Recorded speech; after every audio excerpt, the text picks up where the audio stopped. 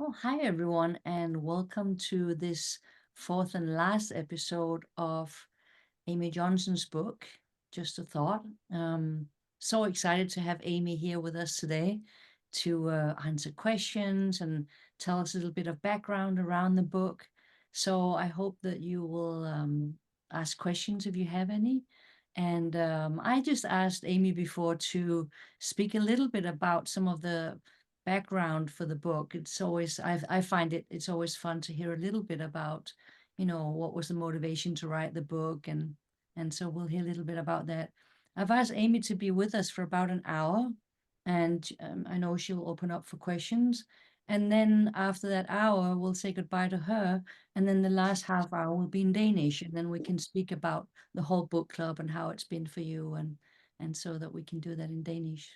So that is the plan for tonight. So welcome, Amy, and thank you so much for being here. Uh, Yeah, thank you so much for having me. yeah. Well, please dive in. We'd love to hear a little bit about the book. Yeah, well, thank you guys for reading it too, and I'm um, eager to hear just what any questions about anything that come up for you or anything you just want to hear more about.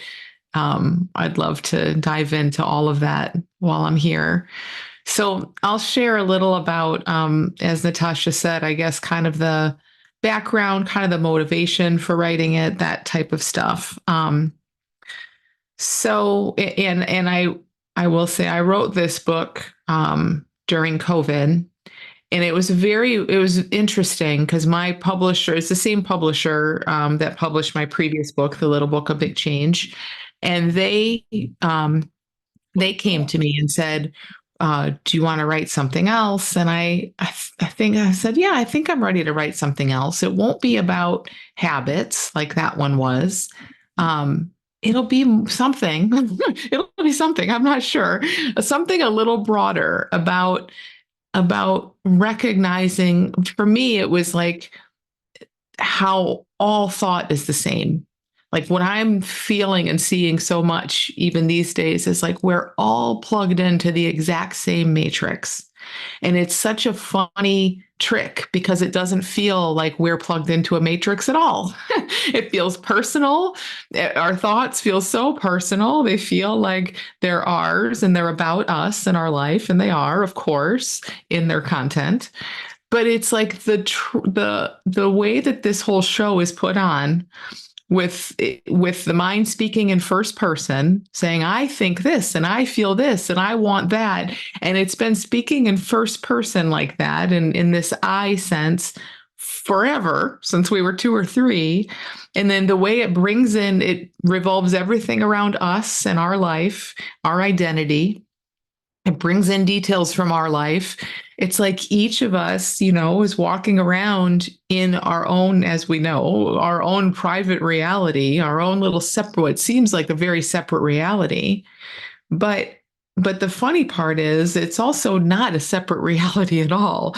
In many ways, we're all walking around in the exact same conversation, the same judgments, the same opinions, with just the details a little bit different.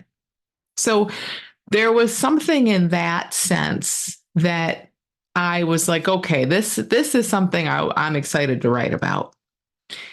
And um, my working title for the book was "That's Just What Minds Do."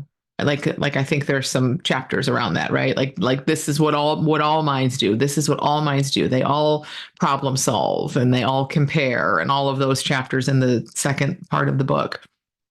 Um, but that when I was writing this and outlining it and thinking about it, that was sort of the guiding thing for me is like, okay, helping people see their thinking is not them, it's not personal, it's just what minds do. So I knew in that vein, I needed to bring in some science. I wanted to show some science to help that. I knew I wanted to bring in a lot of stories that would help the reader see, oh, this person's mind did. So, for example, I have a story of a woman I was coaching. I'm sorry. Let me let my dogs out for 1 second.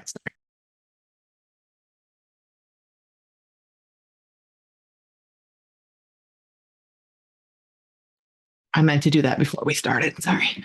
I knew that was going to happen eventually. um, I talk about in one of the chapters a woman I was coaching around some eating issues. And I told that story kind of knowing in a way or hoping that people would read that never having an eating issue themselves, but they'd be able to see, wow, that's what my mind might do. So I tried to do it, and I shared my own story, as I think you guys read recently, some of that to see like this stuff is not personal. It feels so personal and it's not. Um, so yeah, so that was my guiding thing. This is just what minds do. Wanted some science, wanted some story. Um, I love my favorite part of the book is that second, I think it's part 2, where I talk about minds do this and minds do that. Because I feel like there's a lot in that, again, that everybody's saying, oh, I thought that was, I mean, I hope that you're reading that thinking like, I thought that was just me. Like, oh my gosh, this is literally the function of a mind. Like, this is a mind mechanism. This is the universal function. It has nothing to do with me. Um, I'm getting excited about this book, just sharing it again with you guys, because it's like, that is so important. That is so important. And again, I don't know how effective that was coming through the book, but it's okay. It points in that direction anyway. If it starts to open the reader a little bit to like, wow, this is just a conversation playing out in my head, a narration that is not true. It is not mine. I just don't have to pay so much attention to it. That can be the beginning of major transformation where without even knowing it, suddenly we're just not caring so much what's happening there. It's still doing whatever, the mind still has its function and it always will. But it's like from seeing that is so universal and not anything relevant to us, it's like we get to be in the body more. We get to be in the senses more. We get to hear all that and just not care a little bit more. And then that, I think, is what just keeps unraveling for each of us. It keeps the less we're addicted to thought, which I think we are. We're addicted to thought, but these pointers, I feel like, are at least part of what starts to break that addiction. And as that addiction to thought is falling away, wow, I mean, that's where everything starts to really kind of change. So that's a little bit about um, my thinking about it ahead of time, what I kind of hoped for the book. Um, I agreed to write it in, I think maybe December or January, maybe January of 2020. And then I had all kinds of stuff on my calendar. I mean, my 2020 was booked. And then, of course, it all went away. And thankfully, because so many times I was writing this book thinking, how the heck was I going to do this? What was I thinking? I was not thinking clearly. But, again, that's just a way that life comes in, steps in sometimes and helps you out, I think. So I did have the luxury of being able to really sit with this and take my time. It did not feel rushed. It didn't feel like it flowed particularly well, especially in the beginning. I got into a groove with it, but in the beginning, it was a little dicey for me trying to kind of feel like to get in a flow. But once the flow started, that was nice. And again, it was nice that it was the primary thing I was kind of doing at that time. Um, so another piece of it that I was going to mention is about the title. So I don't know if the title translates perfectly, but just a thought. I think it probably does. Um, my publishers suggested that title. Again, my working title in my head anyway, and I proposed this to them, something along the lines of "That's just what minds do." Now, I kind of sensed that wasn't the best title. It's a little wordy and people don't know what that means really, but that really was the function of this book for me. That was the whole point. So I suggested something along those lines for the title, and they were like, no, we don't like that. We're going to suggest just a thought. And, I get it because, well, one, I get it because they're just in business. They don't really care what I'm writing. And it related, obviously it relates. It's not completely random or anything. But for their perspective, they thought it was just catchy and marketable and easy to remember. And they envisioned a whole cover that had like a thought bubble. And, they really liked it just for marketing reasons. And when I first heard that, I thought, absolutely not. I will never, ever, ever let that be the name of my book. No way. And I think it's hard to remember exactly how that was for me now, but I think mostly it was a couple things. One, it felt very dismissive because I'm looking at what minds do, and I'm wanting people to see that this is not true and it's not personal, but also to have a real respect for the impact of thought. Like it's huge, and it's not our fault. It's like we're not that just a thought implies blame, but it felt dismissive. And I really want to give some respect to the fact that, wow, we're living in this amazing creation. So calling it just a thought, you don't have to see it that way, but there is a way you can kind of hear that phrase where it's a little bit like, oh, that's no big deal. And that's definitely not how I wanted that to be at all. And this was the other big thing. In my mind at the time, there was a real distinction between a thought and thinking. And really what I felt like I was pointing to in this is thinking, is the principle of thinking, really. I mean, the principle of thought, but it's bigger than a thought. Like a thought is, that's just, it is kind of just a thought in a sense, but and that felt to me, and this might just be my kind of bias, but it felt like that's how other self-help people would talk about it, like because I was trained in a lot of that, where we would identify specific thoughts and prove them wrong, and that there's time and place for that. It has some value, but I've really found so much value more coming into the principles and on this line where it's like, it doesn't really even matter what a thought says. We're seeing this in a much bigger way, like thinking, we're living in our thinking. So just a thought felt kind of outdated in sort of how other people would talk about it. And it didn't sit well with me. So now I'm making this great case. Now I'm like, man, maybe I shouldn't have let it be that name.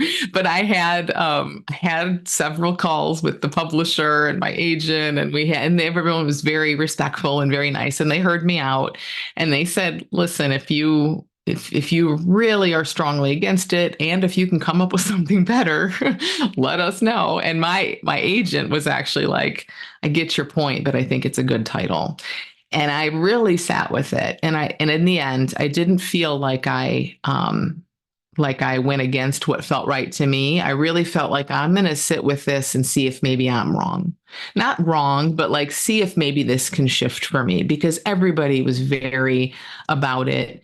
And I brought it to my community is really what I did. My little school, big change community. And I asked them, and many, many people there, kind of just said things along the lines of, we get where you're coming from, but it's just a title of a book, and it's a catchy title that might get more people to read it, and it's okay. Like I kind of had the feeling at times like, okay, maybe I'm just so close to this that I'm sensitive to it. I'm overthinking it a bit. And in the end, it really did. It didn't feel like going against myself in any way. It really just felt like, okay, well, I don't love it. I still don't absolutely love that title, but it's a title of a book and it's fine. So that's the story of that. That's a great story. And actually, I speak often about how when people use it as dismissive, like, oh, it's just thought, like it can seem so unloving, and dismissive of this incredible power that creates all experience. So it's Yeah. I get where you're coming from. Yeah. I've been hearing myself lately say so often, that's just what minds do. And then every time it comes out of my mouth, I'm like, oh, it's from the book.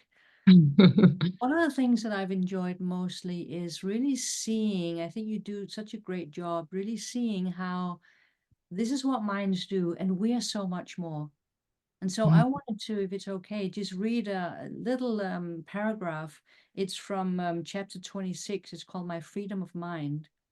It's just a short paragraph. It says, I've come to deeply know that I am the always free, always well, expansive, beyond my moving, changing experiences. Seeing the truth in this, not just knowing it intellectually, but having a meaningful, embodied knowing of it, means that more often than not, I am witness to the parade of experience moving through me. Insecure thoughts or feelings arise, of course, but they are passes by. There's a growing separation between what I experience and what I call who I am or home. There's a growing space between the thoughts and feelings that arise within me and the awareness that I know myself to be. I just love how, how you really are sharing that there's something beyond all this constant babbling, this constant moving experience, and that's what I think is to me what I keep coming back to is this beautiful. Okay, I know that's experience. It's okay. It's what minds do, and it's not who I am. Yeah. Yeah, I love that. And um it does really speak to, like, in the principles they talk a lot about we're living in the feeling of our thinking, and we are, especially when we're very identified with our thinking. When we're very identified with our thinking, that's all there is. That's just life, right? We wouldn't even recognize. And that's why I think that statement and that way of seeing it has been so impactful for so many of us, because it's like we didn't even recognize really that thought, for sure not the extent of like the role that thought was playing in creating all of this feeling. And I love what you're pointing out, because it's almost like a little further downstream from that. It's like there will always be experience and it will probably always be felt on some level, but that's not who we are. And it's like the relationship with that experience, the way it feels, our welcoming of it, like our just being it.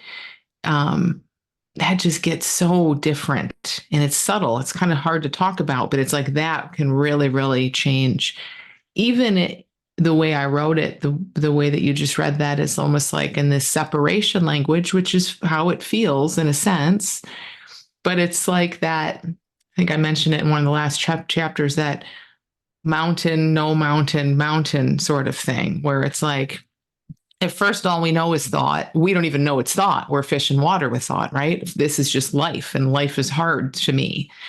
And then we see that it's thought, and then there can be this big separation, like, oh, I'm not that. And this is experience. And yeah, this bigger sense of who we are beyond experience.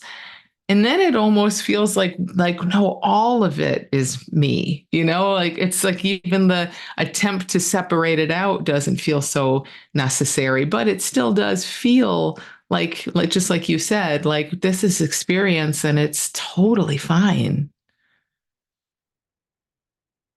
Yeah. Well, should we open it up, Amy, and check in with people? Yeah. Yeah.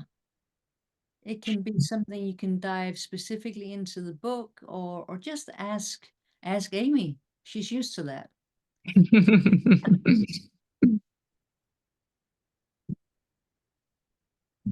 Just put up your little hand so we can see. Eva.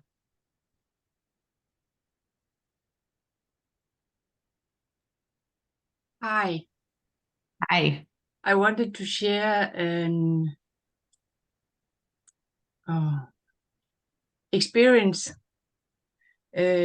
So I will begin with the last chapter of the book, and the next last chapter, where you say something about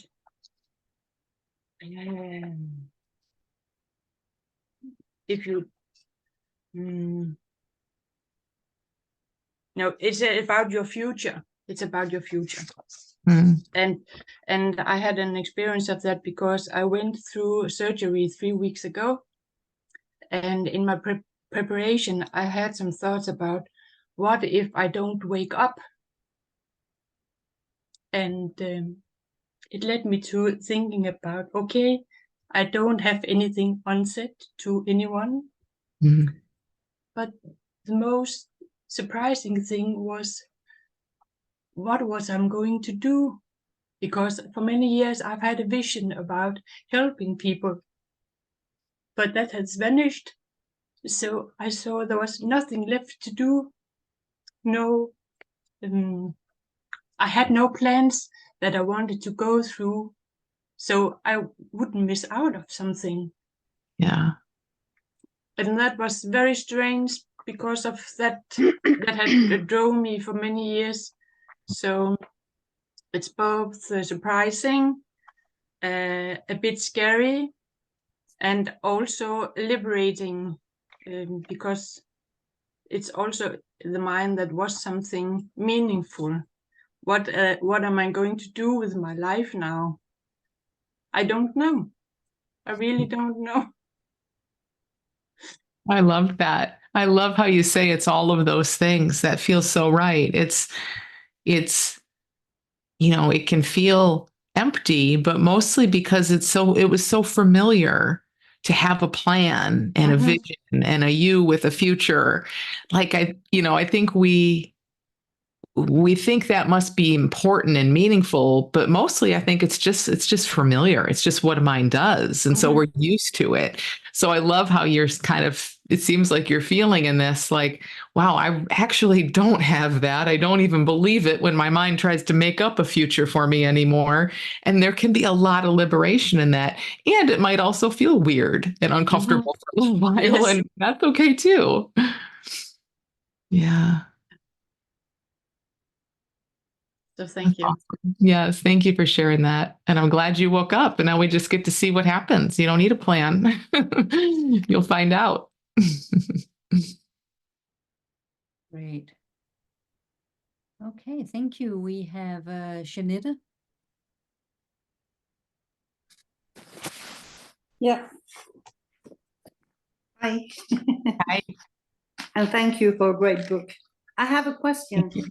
In chapter 30, I only have the Danish version, so I don't know but I'll try. You write something like, your things don't exist, your partner as you see him or her in this moment don't exist.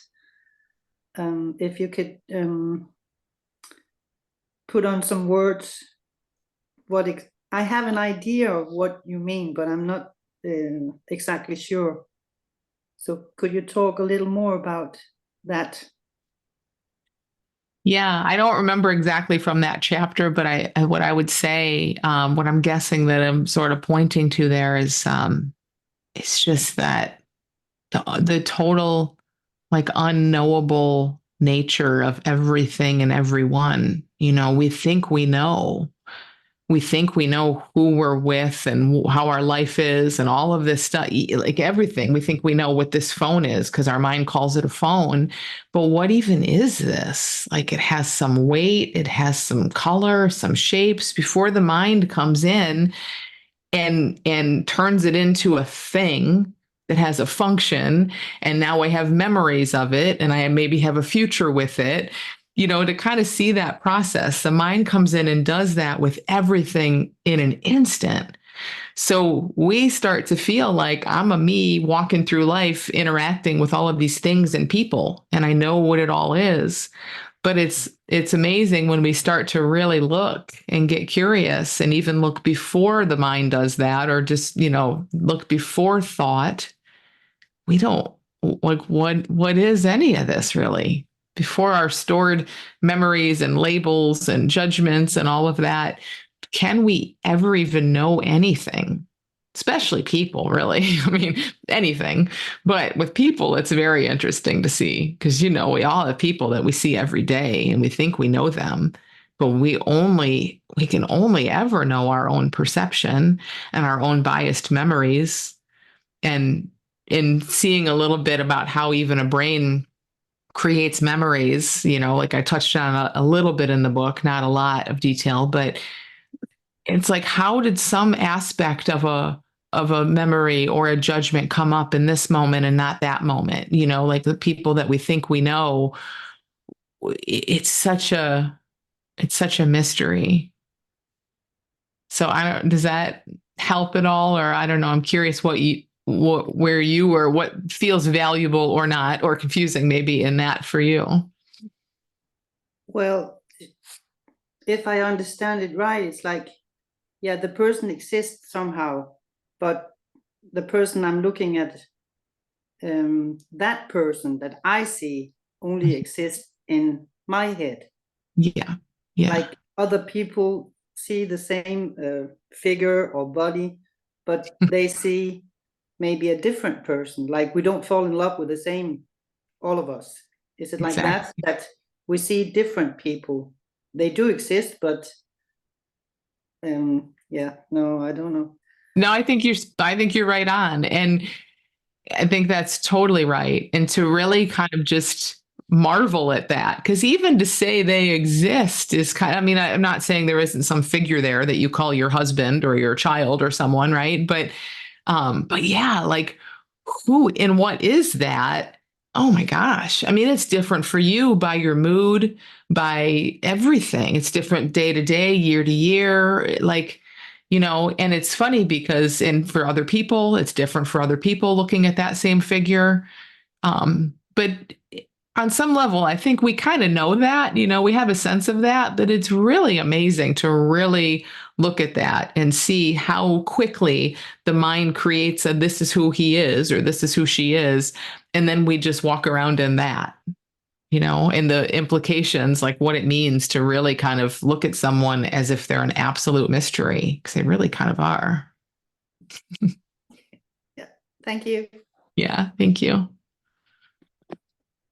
Thanks. And we have Laura. Hi. Hi. I really love your book and your podcast as well. And for me, your book was really getting to know, my brain. And it's been a lot easier for me to see where, oh, that's just what mine does. And it's just, it makes, it gives me a space to look at it in another way. So that's really great. I don't know exactly how to phrase my question, but I have like two places in the book I want to read and we can talk about it. Okay? Yeah. Talk about it. Okay. Yeah. Can you hear me or is just my internet? It's good. There's a little lag, but it's okay, I think. Okay. Yeah, I have the Danish book as well. I have the Danish book as well. 2 seconds. 2 seconds.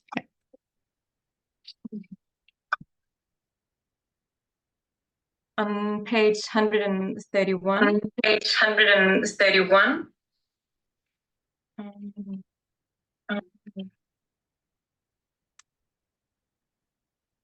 You say something about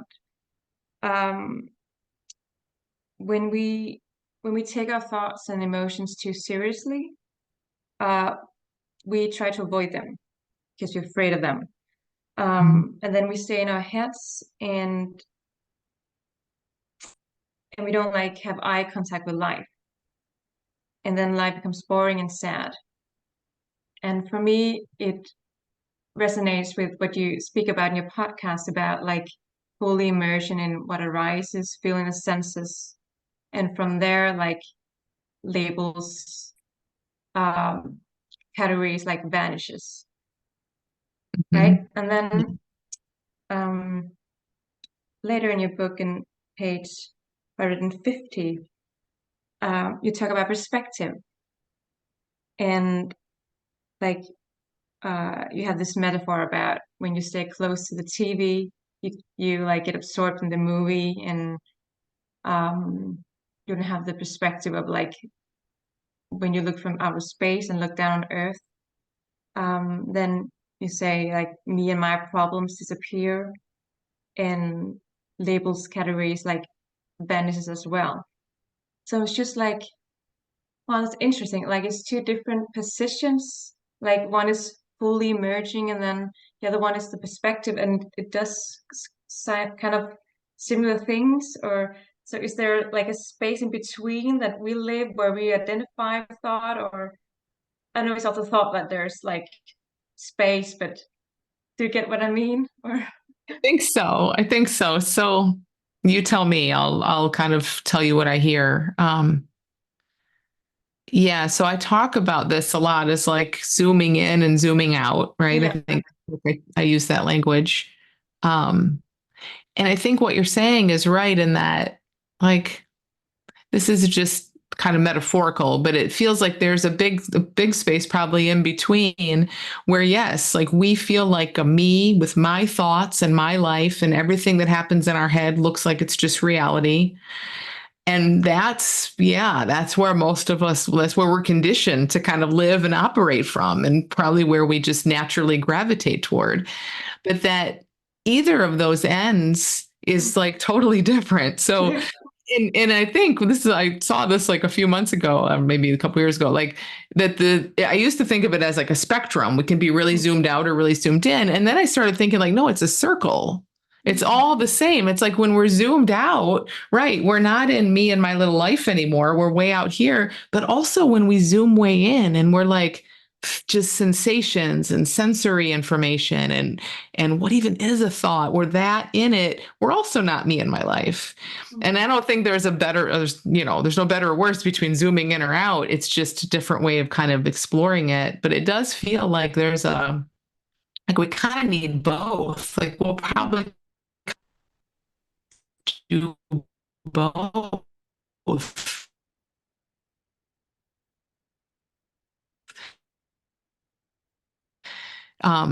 But yes, we do those virtual lessons. Uh-oh, am I back? I think I froze for a second. Uh-oh. Can you guys hear me again? Yeah. Okay, sorry. I think I froze for a minute. Either of those start to show us, that's those aren't it, that's just a totally different perspective, going way in, but also seeing it from the bigger sense. Yeah. Yeah. Maybe it's just because it's a thought that something is close and something is like far from it, but just weird to me that it's two different positions or somehow, and then it gives me the same experience of not being identified with labels and categories, and because Yeah. it's really, for me, it's been helpful, both of them, like fully immersed, trying to feel the feelings or the energies in my body, but also the perspective and not being like caught up in my story has been really, yeah, helpful. Yeah. Yeah. And it's kind of neat that we can see that these two opposites, way out or way in, they give us a totally different life. Like reality is completely different from either of those, which I think just that in itself is valuable. That in itself starts to show us, okay, well, this little me and my life thing is not the full picture. Yeah. Yeah. Thank you. Yeah. Thank you. It was so funny. The part about that Laura's just speaking about, sitting in front of the TV screen, Uh-huh. the book, and then when it's the Hulk, you kind of and I grew up with the Hulk as well, and I remember how terrified I was every time his clothes would rip. Yes. Oh my gosh, that was very scary.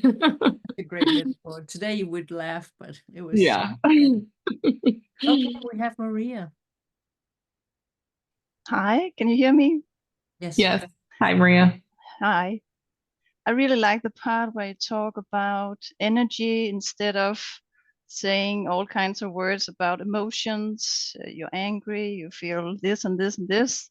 For instance, now I'm going to say something in English, and I feel this energy in my body before I started to talk to you, and I thought, okay, it's okay. So it's been very, very helpful for me every time. I think before I always go into finding out, okay, what kind of feeling is this energy? So it's just so nice just saying, oh, it's energy. But then my brain starts to think about what is this energy, and is the energy sometimes bigger or smaller, or what about all the good kinds of emotions. They are also energy. I would love if you could unfold this kind of energy part in your book. Yeah. Well, I think you're right. Like it is all energy. It is all the same.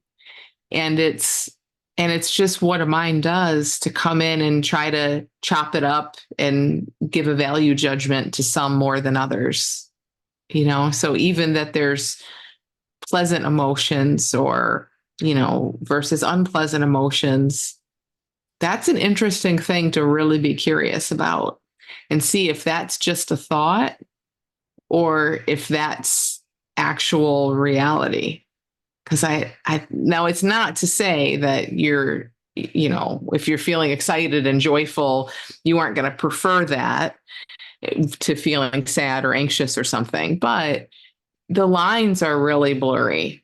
And I think most of the reason why we really prefer the first is that our mind tells us, I like this feeling, not because it actually feels better. What is even better? Better is a thought, you know? So it's interesting to kind of let it just play with that a little bit, like let it all be the same. And you'll notice your mind, as you mentioned, saying, nope, like this, I don't like that. Maybe I should be thinking happy thoughts so I can have more of those. And like just to see how the mind goes to work doing all that. But then almost like, well, I don't know, maybe it's all just energy and see what it does. Because I think a lot of times what happens there too is it flip-flops so quickly. And we didn't expect that. If we're just in our thoughts about it, we would never think that sadness could flip-flop to joy in an instant. But I don't know. Who knows? Maybe it does if we kind of just lean into it and explore it. So is that the reason why, for instance, I had to my dog was sick, so we had to get him aflivet på engelsk, I don't know. He's dead.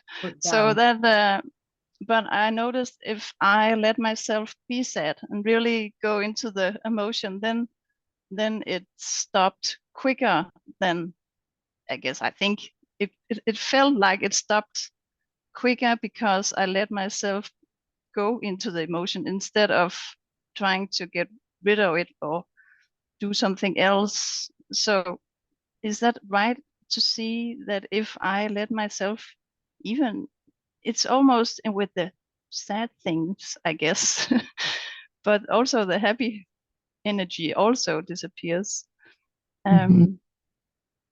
But is that just because I'm over analyzing this kind of emotions energy? Probably on some level, like when you're trying to not feel sad, it keeps it in your mind a lot because it takes a lot of energy to try to hold back a feeling. And we're not very good at it anyway. Like the mind, I mean, in some ways the mind is really good at it, but ultimately we're going to feel what wants to be felt. So it's like, I'm just making this up, but like if you were going through your day being like, it's okay, he's out of his misery, just move on, you know, it's time to move on, it's okay. Like there's sadness there saying like, feel me. And you're basically saying, no, no, no, no, no. Like that doesn't feel good. You're feeling some sadness as you're doing that. You're not fully, you know, going into it, but you're feeling sad. And on top of it, you're feeling all the resistance and the fear of feeling it and the pushing it away. So I think that's kind of why that just feels worse.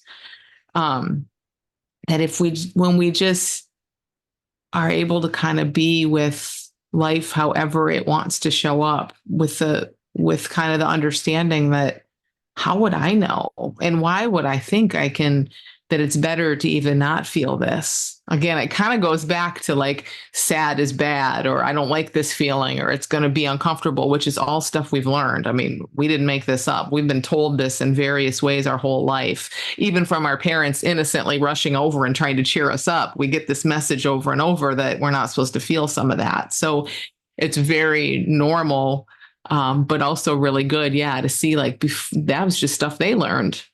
And now we have those thoughts. So if it's like, if we just kind of can meet whatever's coming up as it is and just experiment with like, hey, what do you need to do? You can be here, sadness or anger or whatever.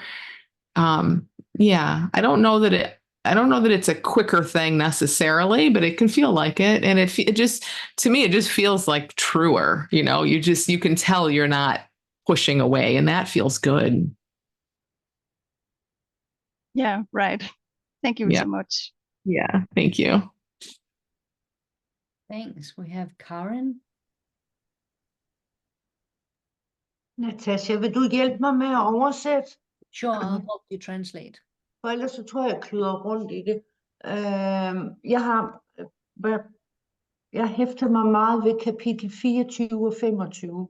Karen really looked at chapter 24 and 25 and Ja, og det, der blev ved mig at fylde i mig, som jeg har lyst til at spørge om. Det her med de her, der står i starten, at alt det, der skræmmer os og gør os bange. she's saying she wants to, what has been occupying her mind is you're writing something about what scares us. Ja, som afraid. Ja. Det altså hvor Amy hun skriver om nogle oplevelser fra sin opvækst, hvor hun har lavet nogle strategier.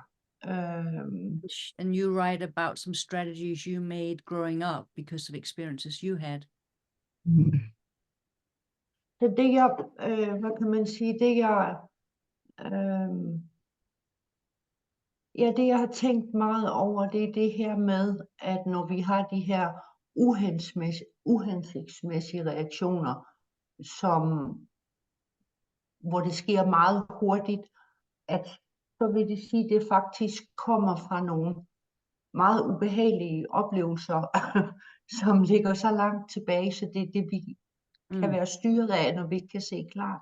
So the question is about, sometimes we react so quickly, in life about something emotionally, physically, and she's asking, does that come from prior strategies, coping strategies, or whatever that we did earlier on because something happened, and then we started making patterns, coping mechanisms? Does that seem right, Karen? Yeah. Yeah. Mm-hmm. Yeah, I think that's a great way to put it. And that's exactly how it feels like it goes, where there's something that hurts or scares us, and then we don't want to feel it. So our mind does something instead. That's the coping mechanism. Yeah. But do you want me to pause so you can translate, Natasha, or do you think? Fine. Okay. Okay. So what happens there, though, is let's say we decide, but we go up in our heads like I did, right? I was going to just plan and be perfect and do all these things to keep myself safe. And we all have a version of this, something like that. What happens, though, is that takes over, and then these feelings of feeling powerless and scared, they don't ever, just like we were saying with Maria, they don't ever get to really be felt. So they keep coming up throughout life. Yeah. So now somebody says something to me, I can still feel that big powerless feeling, just like I was a little kid. And so it feels like the thing to do there is to feel. Like the only way through that is to fully let that feeling of sadness or powerlessness or whatever it is come up and be felt in an energetic way, like in a sense-focused way. And that's what kind of lets the energy release. It's almost like a bottle of champagne where it just builds up pressure, and I think that's what happens with us. And our mind is so smart, it wants to keep putting the cork in, but the cork needs to get pulled out. Yeah, it makes very good sense because the last year I have struggled with some things, and it's the same thing all the time. No trust, control, and anxiety to get hurt again. And at the moment, I have so many thoughts about my future. So sometimes I have to lay down and sleep because I get so tired. of all that worrying, but it makes good sense to me because I was brought up to be in control because it was so chaotic. Yeah. But it's still the strategy is still tight. So Yeah. I hope I can lose more up, so it gets easier. If you get my point, yeah. Yeah. Thank you. Yes. So when you're feeling that, or maybe more when you notice when your mind is so Yeah. busy because it's trying to prevent Yeah. you from feeling, that's the sign. That's the alarm showing you, hey, go into the body and just feel, just even for a second, feel what it feels like to feel like everything's out of control. Yeah. Feel the fear or whatever it is that's there for you, right? Feel how it is in the body, because in the body, it's not painful. It's only the mind that scares us, that says you can't go there. That's what hurt. That's what's so scary. It's in the body, it's really just like a lot of sensation, a lot of energy. Yeah. And that's kind of letting that energy release so that your mind doesn't have to try to keep, stay so busy pushing it away. Et meget godt sense. Natasha, kan du oversætte et ord for mig? Magtesløshed. Hvad hedder det på engelsk? Helplessness. I feel helpless. Yeah. Yeah, helpless. Yes, that's an issue who is coming up. In the last week, I had. Oh, now it's again. So I've tried to be in it, Yes. and it's okay. It's not pleasant because I feel like a very little child who doesn't know how the world is functioning. Yeah. So I feel very vulnerable. But after 10, 15 minutes, it's easier, and then it goes away. Yes. I love that. That I feel that too. And that is it's funny that you describe it as a child and all of that, because that's exactly what it is. It's that feeling when we were little, the first time we felt helpless, and we were helpless. And in a lot of ways, we're still helpless. We're not in control of life, but we can feel that feeling. You can notice your mind, what your mind's saying about it. And those are separate things in a sense, right? There's just a sensation here or wherever it is in your body. There's the mind saying, oh no, oh no. And then as we're in that, as you just keep leaning into that, as you saw, it starts to dissipate and nothing changed. You didn't get control, like nothing changed. So that keeps showing us over and over, wow, this is like it's a movie, it's a production that keeps getting triggered, that keeps going off, but I can sit in the feeling of it without having to go change the world or believe it, and it really, really helps over time. Oh, thank you very much, Amy. I'm in the best production at my work at the moment because it's so chaotic. Yeah. Every day new, and I know I have to practice just to be in it and take care of myself and step back. So thank you. It's very helpful what you shared. Good. Thank you. You're doing great. That's the work right there. I mean, it's very simple, like feeling what's here, but it doesn't feel easy, but only because our mind has been trying to keep us away from it for a lifetime. But you're doing it. Just that little bit of leaning in is so good. Yeah, Thank you. It's kind of like what Maria was saying before. It's energy. Yeah. It's energy. Yeah. And only the mind will tell you that's scary, that's frightening, don't go there. But yeah, you can't feel it. It'll never end. How would a mind know? A mind is just, that's its job. That's what it does. It's just trying to distract, keep us safe in thought. Thought, if you think about it, I mean, thought is very flat and kind of boring and familiar. And, it's nothing like the aliveness of sensation. It's nothing like the aliveness of sounds and sights and all of this. So we get very kind of hypnotized in a way into thought. And it feels like our life is safe and predictable. except life is really here, and real life in a sense, is like, hey, feel me. You don't need to just be in your imagination all the time. So it's hard when we hit these points, but it's beautiful because that's a point that you're at where it's like, I'm not going to just live the rest of my life in flat thought. I'm going to come down into real life and see that I can be in this. Yeah. Great. We have Sus. Hi, Hi. can you hear me? Hi, hello, hi, thank you. And thank you, Amy. Fantastic book. And for all this book club, I love it. Absolutely.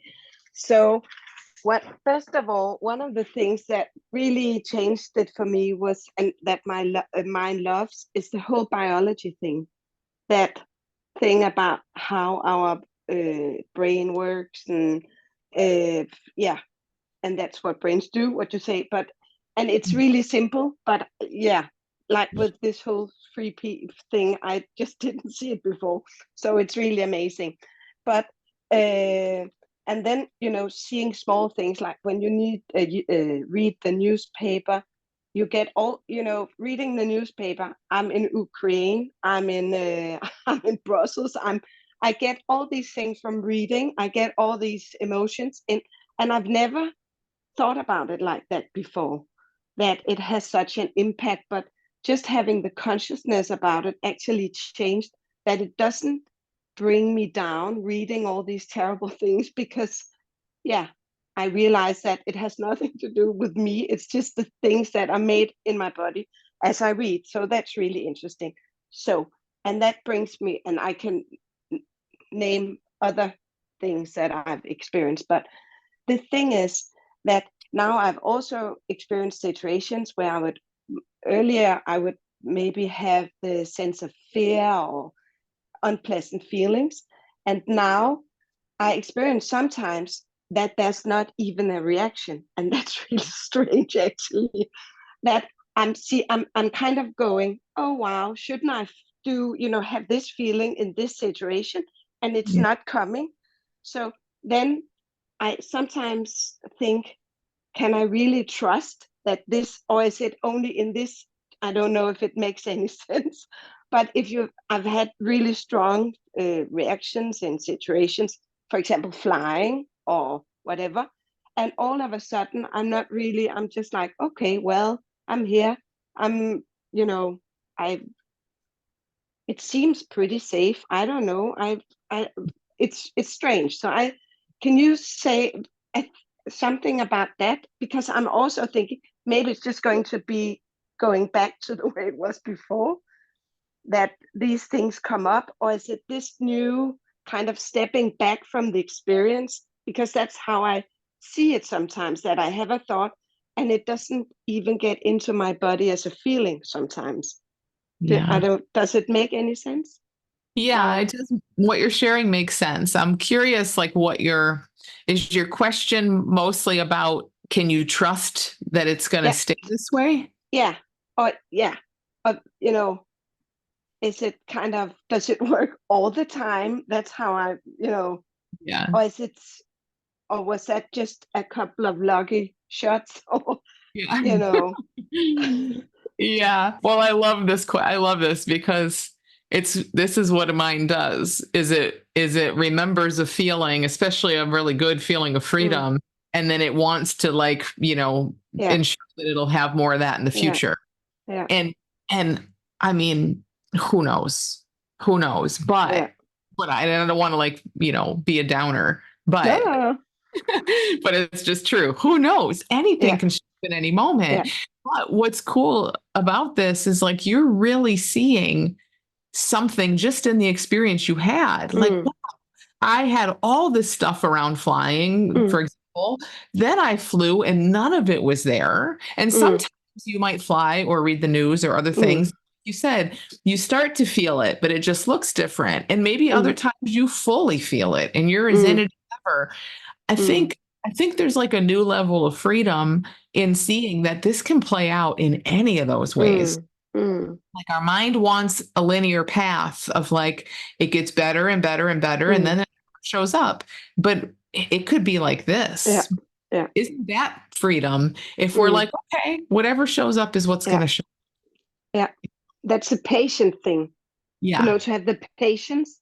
That's also a thing, that I've been thinking a lot about, having patience and kind of trust. So I have the patience to say, okay, well, it's not going to go in a particular pace or in a linear, or then that step and that step, and that's something I am also working on, the patient part. Yeah. Patience. This is so normal. Like the mind is all like, it's the way it kind of keeps us and our identity intact is it uses time, and it always, if you notice, it'll always be just darting out to either the past or the future, even just in little ways, and trying to help us feel secure in how things be. So it is patience and trust, like you said, and kind of in that, it's also like this knowing that everything is completely uncertain, and that's totally okay. Like we're completely safe in the utter uncertainty of life. That is the state of life. It's totally uncertain. The only thing that happens is the mind tries to tell us how it's going to go, and we believe it. But that doesn't make it certain. That's just us believing our thinking, And again, COVID was a great example of this, right? Everybody got hit in the face with like, wow, I don't know anything, and I didn't know anything. Until then, we could just live in our little delusion that we know what's coming and all of that. So lean into that a little bit and watch how your mind wants to put some certainty there, and then just be like, no, I don't know anything, and I don't need to know it. Yeah. Thanks. Yeah. Thanks. And we have one more, Laura.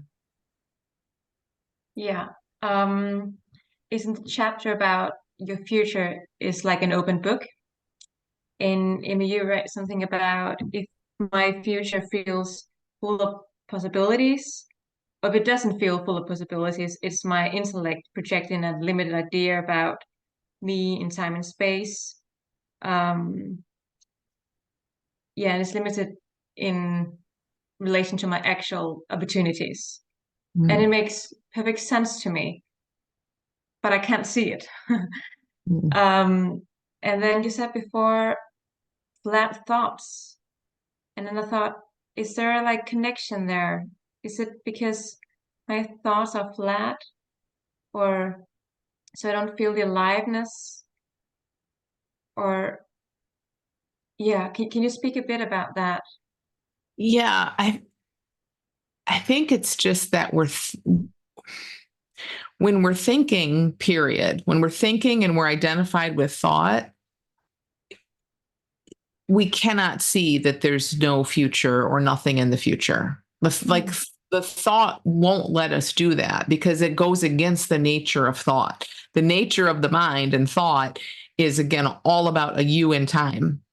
So you can maybe sort of see it in theory, like, oh, I kind of get that, but like you said, it's not going to do anything for you. It doesn't feel alive. It's like the mind can never grasp it. But what you can do is notice more and more when you're not in thought. Yeah.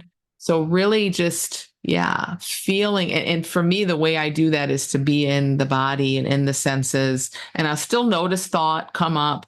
But when I place my attention more in the body and kind of here, and I'm not trying to quiet thought, I'm just letting it do what it does, but I'm not caring that it's there. It tends to get a little more spaced out, and you'll have more time when you're like, there's just no thought. And in that, there is a new sense of a light. Like you actually feel stuff in your body that's always been there that we never felt. Or you just, there's just a whole different sensational experience that's there, but the hum of thought kind of seems to drown it out. Yeah. You felt it. We've all felt that at times. Yeah. Yeah. And it makes sense that when I'm in my senses or in the energies, there are more possibilities. It's more open, it's more free. Everything can happen in some way. And my life there feels much more interesting. And when I'm in thought, And yeah, flat thoughts, it's boring. I know what's coming, and I don't think my life is not as I want it to be, but it's because I'm in flat thought. Or yeah. Exactly. Yeah. Thank you. So what our tendency might be to like think happy stuff about the future, but that's still kind of flat thought. So you're seeing it. We just want to like what's here when there's no thought? Really, there's no future when there's no thought, but that's okay. We don't need a future in those moments. There's this aliveness here right now. Yeah, it's more funny not to know actually, because from that place it's just inspiring, and I'm more curious, and yeah, it's funny not to know from that place. Not from thought, but from that place. Exactly. Yeah. Yeah. Thank you. Yeah, thanks. Wow, great questions. Yes. Thank you so much, you guys. Thanks for bringing your questions. And I love hearing just how things are landing with you and the really, really good stuff. You wrote a really good book, Amy. Thank you. Really, it's one of my favorites. And I think I was just reflecting as you were speaking before why I love it so much. I think it's the whole part about knowing that the minds do this. It makes me able to kind of go, oh, okay, that's happening. That's okay. And Mhm. gives me space to explore that which is deeper, bigger, that which is really me.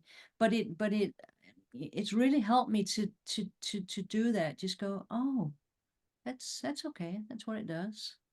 Rather than before I came across this understanding, I would go, why is it doing it? Oh, it must be my past, Oh, it's this trauma, it's this. But now it's I can kind of just set it aside and then be really curious about what's here beyond thought. Yeah. Exactly. The next book. That's your book. Maybe mine too, but you're right. I mean, that's it though. It's like we kind of have to see through what's in the way, and then what's there opens up. It's so obvious. Of course we can also talk to what's there, and we both do, and everybody does. That's to point toward what's there. But there's something, yeah, like you said, really really natural about like just naturally losing interest in thought. And then what's here is just all there is. Yeah. Well, as I'm sure all of you here know, Amy will be coming to Denmark in about 3.5 weeks. And she and I will be in Copenhagen for 2 days, sharing with each other. The title is Life is Letting Go. And we have a gift for you here today, everyone who's in the book club. I'm going to write a code in the chat box, and I'll also write it in the group so you can see it afterwards. If you want to join us at the seminar, we have a special discount for you, everyone who's been in the book club. So I'll put it into the chat box and also in the group so you can see it afterwards. So hope to see you there, and I look forward to seeing you, Amy, quite soon. Yes. Thank you for being here. That was awesome. Thank you so much for doing this, Natasha. And I mean, and just for making it available to anyone to be part of. I really appreciate it. It's just such a good service. Yeah, it's a big deal to put something out and just say, hey, anybody come. And I really appreciate it. So thank you. Oh, you're welcome. All right. See you in 3.5 weeks. All right. Thank you.